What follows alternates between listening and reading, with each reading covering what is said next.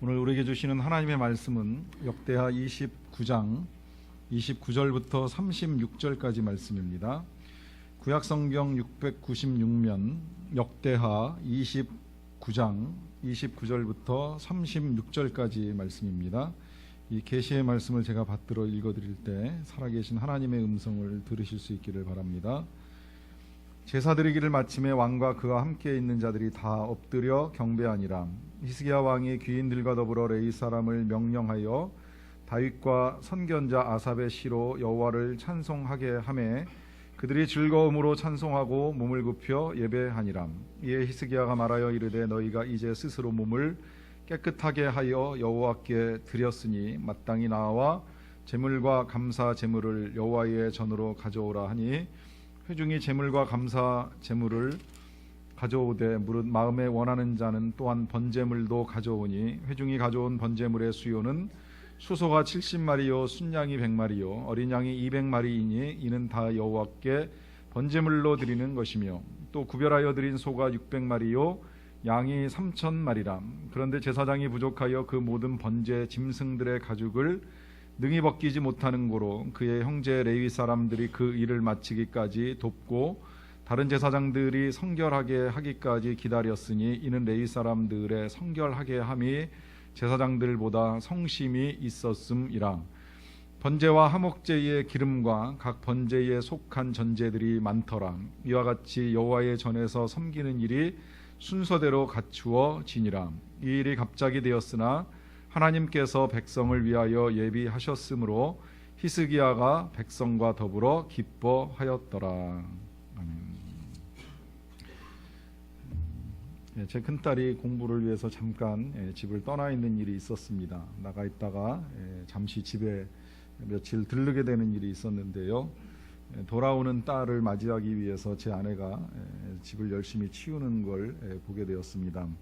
왜 갑자기 집을 치우나 그다지 더러운 것 같지도 않은데 웬일인가 해서 물어봤더니 딸이 오면 깨끗한 집에서 쉬게 해주어야 된다는 생각을 가지고 그렇게 하고 있다고 답을 들었습니다.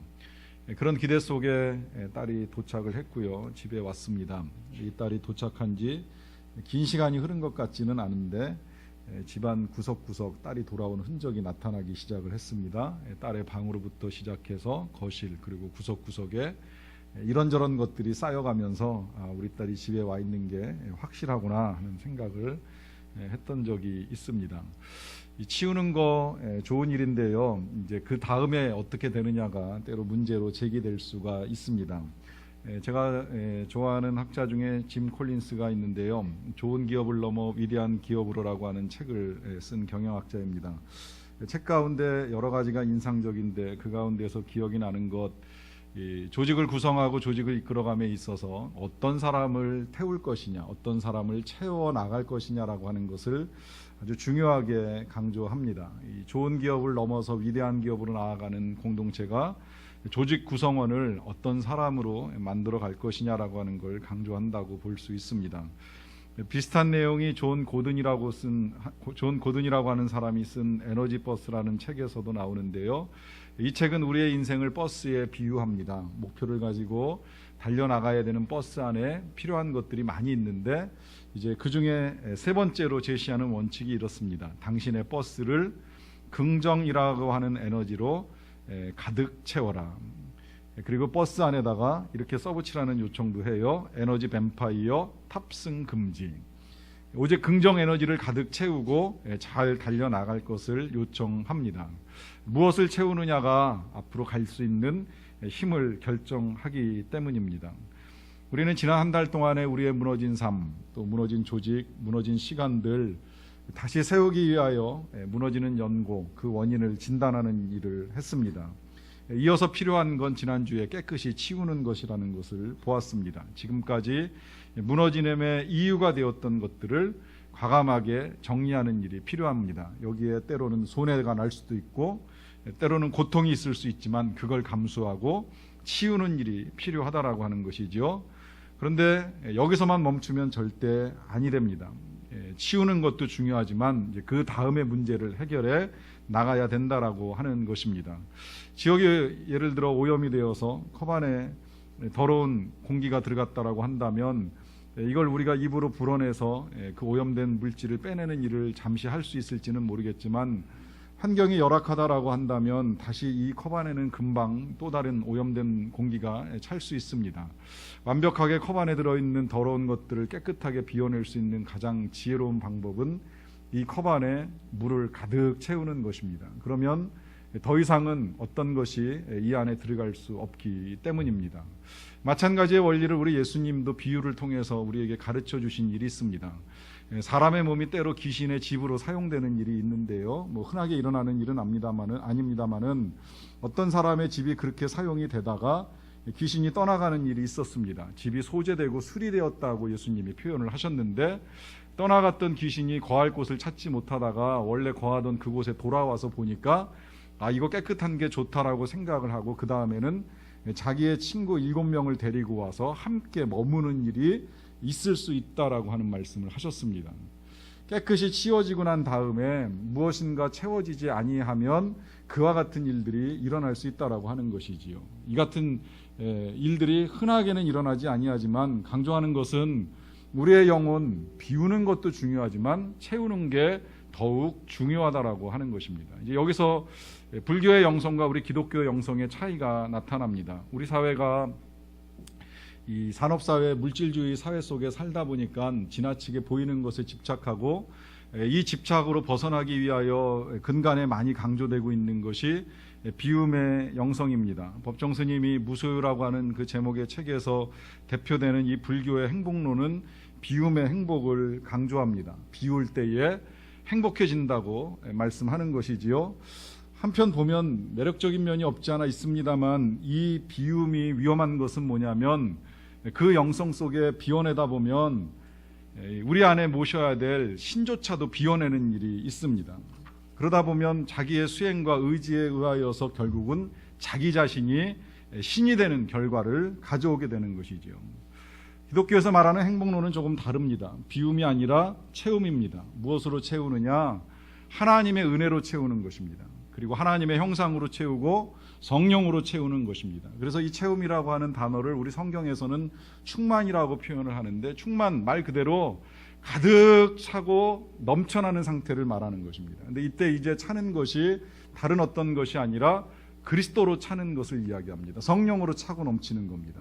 이게 중요한 건, 그렇게 그리스도로 충만하게 되면 그 사람에게서 하나님의 형상이 보이기 시작을 합니다. 그리고 성령이 충만하게 되면 성령이 충만한 사람이 거기서부터 흘러나오는 그 넘치는 사랑을 가지고 이웃을 섬기고 사랑할 수 있고, 그 열정이 타오르다 보면 선교를 향하여 나아가고 복음을 들고 세상에 나아가서 하나님의 사랑을 전하는 사람이 되는 것입니다. 그래서 술 취하지 말라고, 오직 성령의 충만을 받으라고 당부하시는 건 바로 이와 같은 이유 때문입니다. 진정으로 이 세상을 살만한 세상으로, 아름다운 세상으로 만들어가는 건 우리 각 사람이 그리스도로 충만하게 될 때 가능한 일이라고 하는 것입니다. 가정 안에서의 그 넘치는 사랑을 기대할 수 있는 건 우리 각 사람의 영혼 속에 하나님이 채워주시는 그 은혜와 사랑에 충만함이 있으면 가능한 일이라고 하는 것입니다.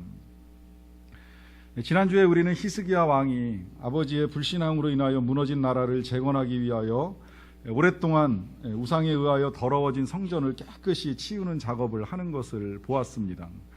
그 성전 안에 아무리 비싸고 또 대단하게 보였던 것들이라고 할지라도 과감하게 내다버리는 용기를 통하여 더러워진 성소를 깨끗하게 치우는 작업을 하였습니다. 여기서 끝난 것이 아니라는 거예요. 이제 오늘 본문 속에서 멈추지 않고 계속 이 히스기야 왕이 해나가는 것들을 보게 되는데, 그를 통하여서 우리는 이제 치워진 우리의 영혼의 성소에 무엇을 채워야 하는가라고 하는 것을 헤아려 볼 수가 있습니다. 제일 먼저 보게 되는 것은 주님의 보혈로 영혼을 채우는 것입니다. 이 보혈로 영혼을 채운다. 이것을 이해하기 위해서 우리 히스기야 왕이 사람들을 모아서 성전 안에 있는 것들을 치운 후에 한 일을 좀 우리가 읽어가면서 봤으면 좋겠는데요. 20절부터 22절의 말씀 스크린을 보셔도 좋겠는데요. 히스기야 왕이 일찍이 일어나서 성읍의 귀인들을 모았습니다. 아침 일찍 사람들을 모은 거예요. 그리고 여호와의 전에 올라가서 수송아지 7마리와 순양 7마리와 어린 양 7마리와 순염소 7마리를 끌어다가 나라와 성소와 유다를 위하여 속죄 제물로 삼고 아론의 자손 제사장들을 명령하여 여호와의 제단에 드리게 합니다. 이에 수소를 잡음에 제사장들이 그 피를 받아서 제단에 뿌리고 순양들을 잡음에 그 피를 제단에 뿌리고 어린 양들을 잡음에 그 피를 제단에 뿌립니다. 이제 무려 28마리의 큰 동물들을 가져다가 각각 다 잡은 다음에 그 피를 계속해서 제단에 뿌리는 작업을 하는 거예요. 피로 지금 제단을 채워나가고 있습니다. 왜 그럴까요? 그 이유는 여기 써있기는 합니다. 나라와 성소와 유다를 위하여. 그동안의 죄악으로 인하여서 무너졌던 이 나라를 재건하기 위하여서 첫 번째로 하는 일이 보혈, 이 피를 가지고 씻는 일을 합니다. 이유는 이제 성경대로 말씀드리자면 피에 생명이 있고 이 피가 죄를 속하기 때문에 우리 사람의 죄를 대신해서 피를 뿌리면 하나님이 그 일을 통하여서 죄를 용서하시고 새롭게 하시겠다라고 하는 약속이 담겨 있기 때문입니다. 그래서 이스라엘 백성들은 제사를 드렸어요. 그런데 우리가 이 제사를 잘 이해해야 될 필요가 있습니다. 이스라엘 백성들이 나중에 그 성소가 더러워지고 성소가 엉망이 돼서, 제가 지난주에 우리 예수님께서 제일 먼저 하신 일이 성전을 정화하는 일을 하셨다고 했을 때에 그 이유를 좀 명확하게 알아야 됩니다. 그냥 재물만 가지고 와서, 어떤 재물이든지 가지고 와가지고 그거를 죽여 잡아가지고 피를 뿌리면 이제 다 끝난 거야, 무조건 용서된 거야, 이것이 중요한 것이 아니라는 것입니다. 이제 그러다 보니까 그때 당시에 사람들은 어떤 식으로 생각을 했냐면, 집에서 제일 깨끗한 재물을 구해가지고 그것을 가지고 먼 길을 와서 하나님께 제사를 드리는 일을 하는 것이 원래는 이제 하나님이 세우신 원칙인데, 사실 귀찮잖아요. 이거 고르는 것도 귀찮고, 가지고 가는 것도 귀찮고, 가는 동안에 이걸 관리하는 것도 귀찮고, 이 모든 것들이 다 복잡합니다. 그러다 보니까 어떤 방식을 취하냐면 돈만 챙기는 거예요.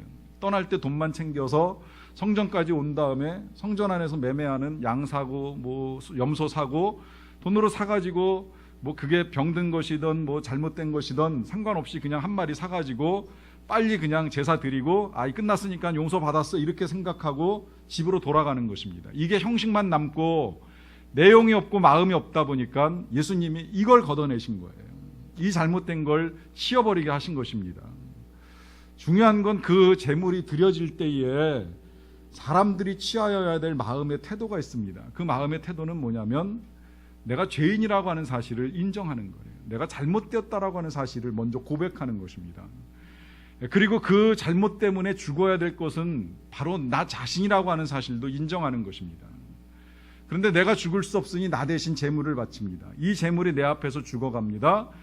그 죽어가는 제물의 피가 제단에 떨어지는 것을 볼 때에 마지막으로 갖게 되는 마음은 이런 마음입니다. 하나님께서 나를 용서하셨구나. 이 죄 많은 인생을 하나님이 불쌍히 여기셔서 나 대신에 이 제물의 죽음으로 나를 용서하셨구나. 이 용서가 또 중요한 이유가 있습니다. 그래야 우리가 하나님의 사랑받는 자녀라고 하는 사실을 확인할 수 있기 때문입니다.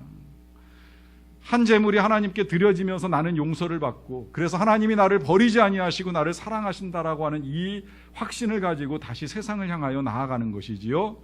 그것이 구약시대의 제사 방식으로 이렇게 진행되었다라고 한다면 이제 우리는 더 이상 제사 드릴 필요가 없어졌습니다. 왜냐하면 예수님께서 십자가의 보혈로 이미 그 일을 단번에 다 이루셨기 때문입니다. 십자가가 교회 앞에 걸려 있고, 이 십자가를 우리가 보는 일이 중요한 이유는 이 십자가가 하나님께서 그렇게 우리를 용서하신 상징이 되기 때문입니다. 그래서 볼 때마다 우리는 확인합니다. 주님 나를 용서하셨다. 하나님이 나를 사랑하신다. 그리고 그 사랑은 변함없다. 그 보혈로 나를 씻어주셨기 때문에 더 이상 하나님이 나를 버리시는 일도 없고 넘어진 나를 포기하시는 일도 없을 것이라고 하는 확신을 가지고 나아가는 것입니다. 이것이 우리가 비어진 우리의 영혼 속에 제일 먼저 채워야 될 하나님의 은혜의 약속입니다. 보혈로 채운다는 의미는 바로 그것입니다. 십자가의 보혈을 묵상하고 십자가의 사랑을 묵상함으로 말미암아 내가 여전히 하나님의 사랑받는 백성이요 자녀라고 하는 사실을 확신하면서 다시 출발하는 것입니다. 그런 의미에서 이 보혈로 채운다라고 하는 것은 나를 사랑하시는 주님의 사랑을 재확인하는 것을 의미합니다. 이렇게 속죄 제사를 드리고 난 다음에 이제 히스기야 왕이 한 일이 25절에는 이렇게 기록이 되어 있습니다. 왕이 레위 사람들을 여호와의 전에 두어서 다윗과 왕의 선견자 갓과 선지자 나단이 명령한 대로 재금과 비파와 수금을 잡게 하니 이는 여호와께서 그의 선지자들로 이렇게 명령하셨습니다. 재금과 비파와 수금을 잡도록 왕이 명령을 내렸다는 이 구절 보면 이제 뭔가 음악이나 노래가 있게 될 것이 보이는데요. 그렇게 하는 이유를 먼저 우리가 오늘 이 구절에서 보셔야 되는 건, 이렇게 하는 이유는 다윗과 그리고 그 다윗 왕의 선지자였었던 갓과 나단이 명령했기 때문이라는 거예요. 그 명령은 그런데 왕이나 선지자들의 명령이 아니라 이 25절 끝자락에 보시면 여호와께서 그의 선지자들로 명령하셨기 때문에 수행하는 것이라고 말씀합니다. 이제 이렇게 보면 오늘 이 말씀 속에서 또다시 한번 우리가 확인하게 되는 것은 우리의 비어진 영혼을 새롭게 채워나가는 데에 필요한 건 역시 말씀입니다. 하나님의 말씀 따라 채우는 것입니다.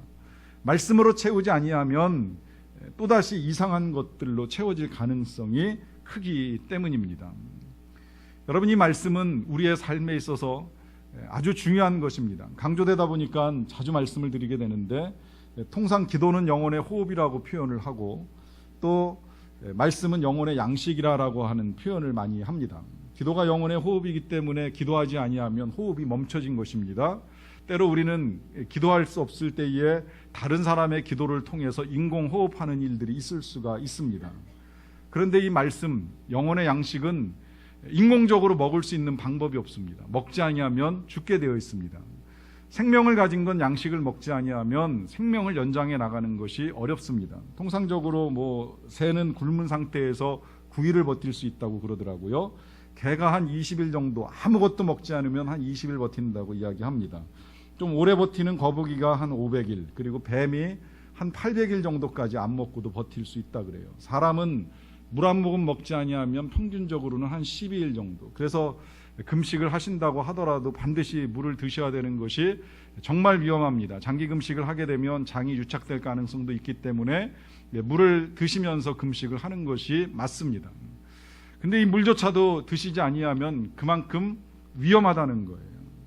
그런데 우리의 몸이 아무것도 먹지 아니한 상태에서 12일을 버틸 수 있다면 우리의 영혼은 어떠할까요? 아무것도 먹지 않고 과연 얼마의 기간을 버틸 수 있으리라고 생각을 합니까? 그러다 보니까 어떤 분들은 이 영의 양식인 하나님의 말씀을 먹지 않고 살아가는 것은 단식 투쟁을 하는 것과 똑같다고 말씀하시는 분이 계십니다. 하나님의 말씀을 먹지 않고 얼마나 버틸 수 있는지 실험 중인가라고 하는 의문을 제기하시는 분도 보았습니다. 여러분, 우리가 말씀을 듣기 쉬운 시대에 살아가고 있다라고 말씀을 드렸는데요. 구체적으로 적용하기 위하여서 어찌할 바를 알지 못하면 시간을 내어서 말씀을 읽는 시간도 좀 한 번쯤 가져보세요. 정말 힘들고 어려워서 어떻게 내 이 공허한 심령을 뭘로 채울지 정말 모르겠다라고 생각이 든다면 하나님의 말씀을 읽는 일로 한번 도전해 보셔도 좋을 거라고 생각을 합니다. 여러분, 이 말씀 맘먹으면요, 신약 성경 분량이 큰 것 같아도 아침 9시부터 읽기 시작하면 저녁 한 5시, 6시면 한 권 다 읽어낼 수 있습니다. 그걸 어떻게 하루에 다 읽을 수 있을까? 혼자 하는 것이 어렵다면 이걸 들려주는 음성으로 되어 있는 앱도 이제 많이 나와 있습니다. 틀어놓고 들으면서 하루 종일 한번 이 성경과 씨름해 보시는 것도 절대 여러분들의 인생을 불행하게 만들지 않습니다. 아니, 오히려 허망했던 내 인생의 참된 의미들을 찾아 나가는 데 있어서 그만큼 유익할 수 있다라고 하는 것입니다. 이제 그러고 나서 하게 되는 일이 30절에 이렇게 기록되어 있습니다. 히스기야 왕이 기인들과 더불어서 레위 사람들을 명령하여 다윗과 선견자 아삽의 시로 여호와를 찬송하게 하며 그들이 즐거움으로 찬송하고 몸을 굽혀 예배하니라. 보혈로 채우고 말씀으로 채운 다음에 그 다음에 이제 채워나가는 것이 바로 찬송입니다. 즐거움으로 찬송하며 하나님을 예배합니다. 여러분, 우리의 영혼에 있어서 필요한 것이 바로 이 찬송이라고 하는 것입니다. 제가 근간에 또 감사하게 되는 건 우리 교회 이제 음악적 발전을 이루어가는 일들에 있어서 감사한데요. 지난 성탄절에 함께 하셨지만 여러분들 보신 대로 우리 교회 찬양대가 이제 창립 이후 처음으로 이 칸타타라고 하는 걸 통해서 음악적으로 풍성한 예배를 드릴 수 있었습니다. 그리고 일부 예배 참석해 보신 분들은 아시겠지만 우리 일부 예배는 피지 앙상블이라고 해서 4분 내지는 뭐 많을 때는 한 6분 또 한 8분씩 오셔서 격주로, 원래 이것도 이제 한 달에 한 번 하시다가 격주로 찬양을 하시는 일이 있습니다. 말씀을 전하기 전에 이 앙상블이 찬양으로 하나님께 영광을 올려드리고 말씀을 나누는 일을 하게 됩니다. 그리고 아마 이제 또 예배를 위하여 청소년 챔버팀이 지금 모여서 준비하고 연습을 하는 것으로 알고 있고요. 또 이제 1월 달부터는 이 2부 예배에 한 달에 한 번 정도는 헌금송으로 바이올린 연주를 해주시는 분도 계실 것으로 알고 있습니다. 거기에 이제 일부에서 또 찬양대를 구성을 해서 이 하나님께 매주 찬양하는 일을 할까 하는 이야기도 진행되고 있는 것으로 알고 있습니다.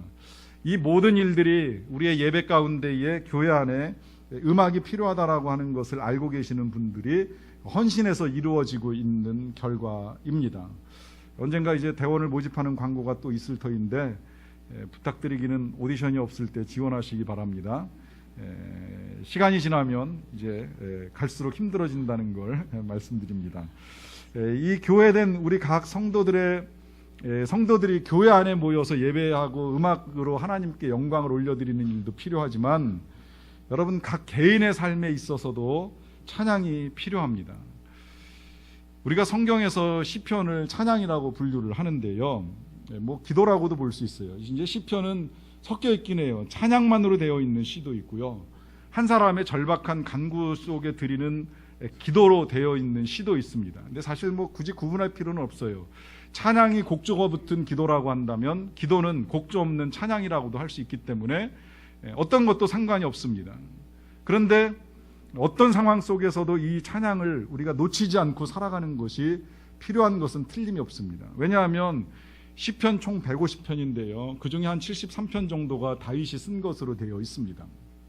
그런데 잘 들여다보면 이 다윗이 정말 모든 것이 다 갖추어지고 풍성하고 넉넉한 가운데 즐거워서 기쁜 마음으로 찬양한 시만 있는 게 절대 아닙니다. 어떤 경우에 보면 정말 찬양할 수 없는 상황들에 많이 직면하는 것을 보게 됩니다. 시편 중에는 간혹 그 시를 쓴 상황들이 설명되어져 있는 시들이 있는데요, 예를 들면 누구에게 쫓겨다닐 때, 아니면 쫓겨다니다가 이웃나라에 가서 미친 채 하고서 간신히 살아나고 돌아왔을 때, 아니면 숨어가지고 굴 속에 들어있을 때, 이런 상황 속에서 다윗이 쓴 시로 남겨져 있습니다. 여러분들 같으면 이런 상황 속에서의 노래, 이런 상황 속에서 시를 쓴다라고 하는 것이 가능할까요? 어쩌면 심한 경우에 그런 상황이 지속되고 반복된다라고 하면 사람이 미치거나 아니면 복수를 위하여 살기가 등등해지거나 아니면 심한 경우에는 우울증에 빠져서 자살을 선택하는 일이 있을지도 모릅니다. 그런데 다윗이 이것을 이겨나갑니다. 그 이겨나가는 것은 그가 시를 통해서 하나님을 찬양하기 때문입니다.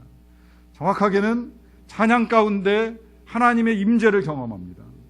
상황은 캄캄하고 어렵지만 그 캄캄한 상황 속에서 하나님을 찬양하는 가운데에 이 어둠 속에 하나님이 나와 함께 계시다라고 하는 사실을 확인합니다.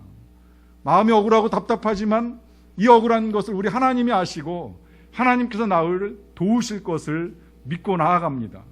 그러다 보니 복수의 칼을 내려놓게 되고 그리고 다시 하나님이 하실 것을 기대하면서 신뢰 속에 한 걸음 한 걸음 용기를 내어 나아가는 것입니다.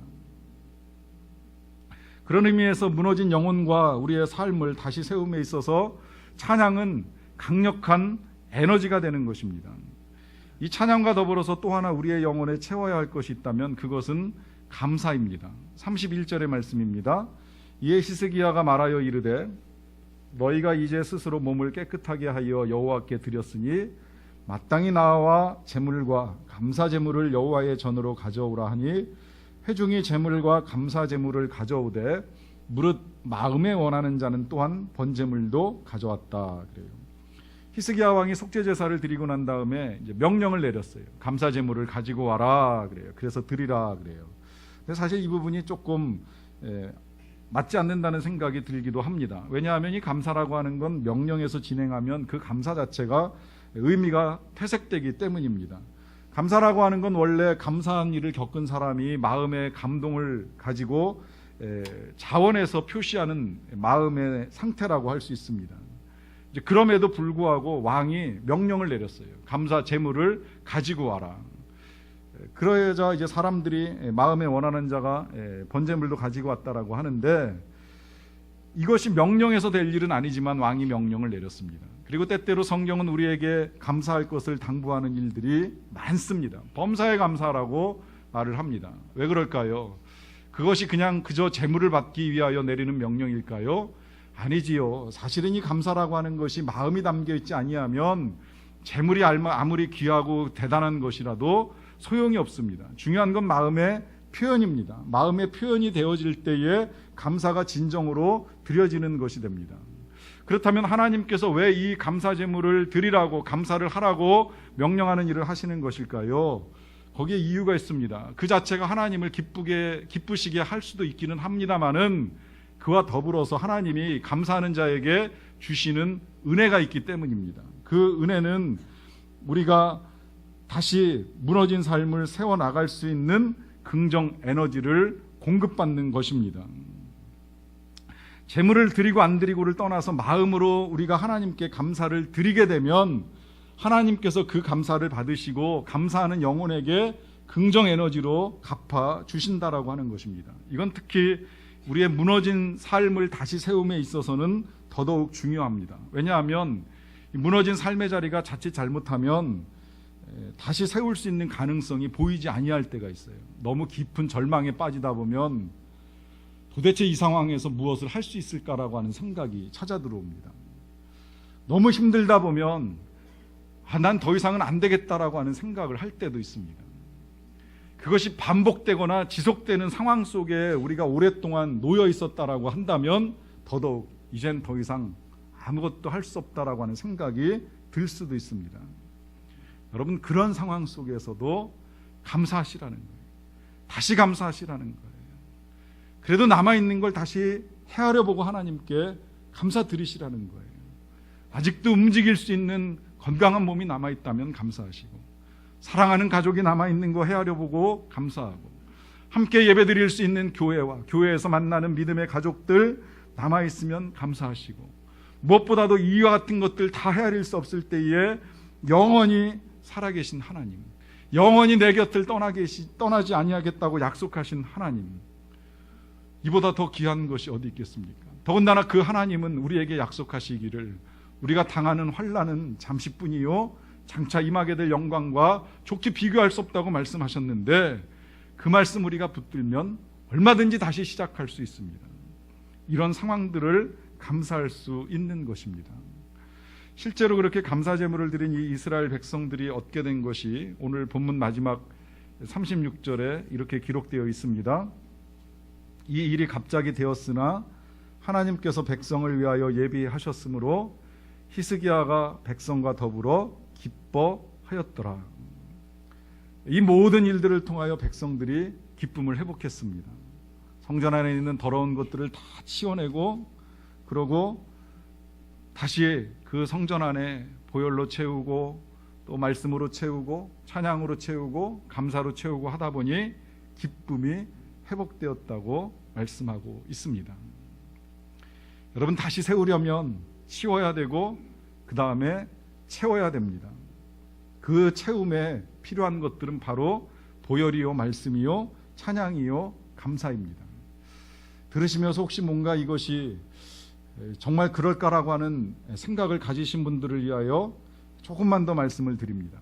어떻게 보면 그런 생각을 가지는 것도 당연합니다. 무너진 건 삶의 자리, 영혼의 상태인데 채우는 건 말씀, 찬양, 기도, 원론적이고 원칙적인 것들만은 가지고 말하고 있습니다. 여러분, 우리가 무너질수록 원칙으로 돌아가는 것이 필요합니다.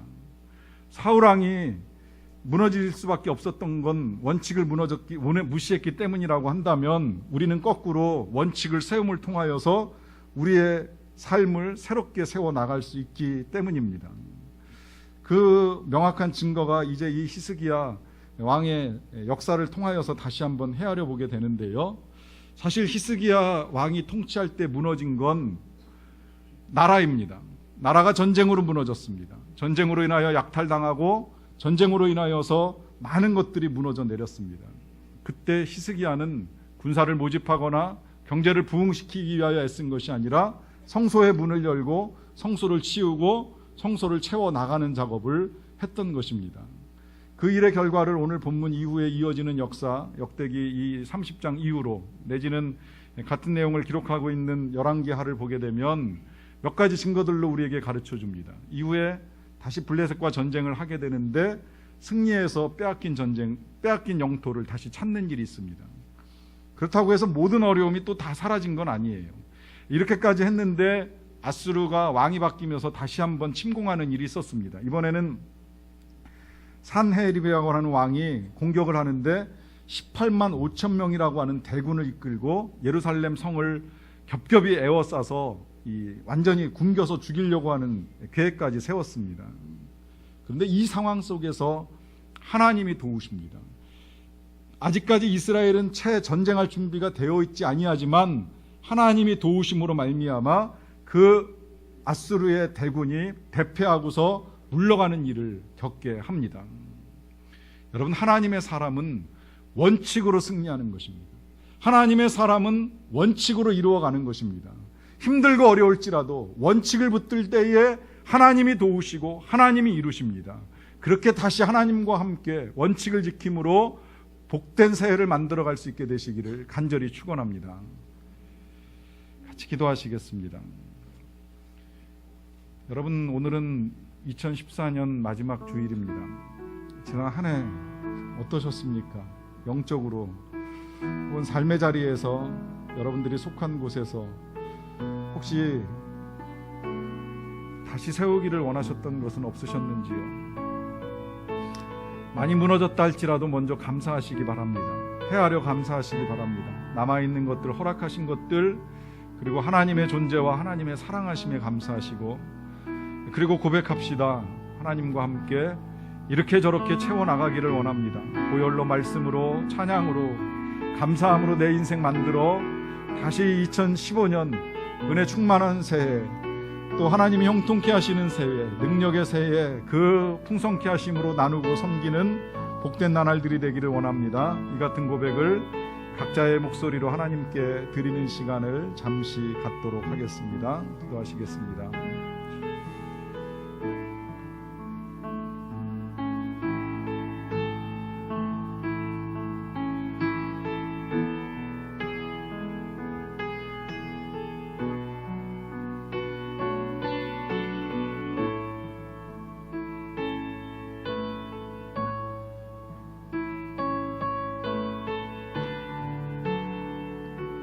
하나님 아버지, 감사합니다. 하나님의 은혜 가운데 이 한 해를 보내게 하여 주셔서 진심으로 감사드리옵나이다. 여러 가지 일들이 힘들고 어려울 때 도우신 은혜들 감사하고, 또 많은 것이 사라졌을 때에 하나님 떠나지 아니하시고 새 힘과 용기 주시니 감사합니다. 이제 하나님의 은혜 가운데 새롭게 우리의 삶을 채워나가기를 원합니다. 보혈의 약속으로, 은혜의 말씀으로, 하나님을 찬양함으로, 감사를 잊지 아니함으로 우리가 우리의 삶을 새롭게 세우고 주신 은혜를 따라 이제는 나누고 섬기며 살아갈 수 있게 되기를 원하옵나니 주여 우리를 도와 주시옵소서. 예수님의 이름으로 기도하옵나이다. 아멘.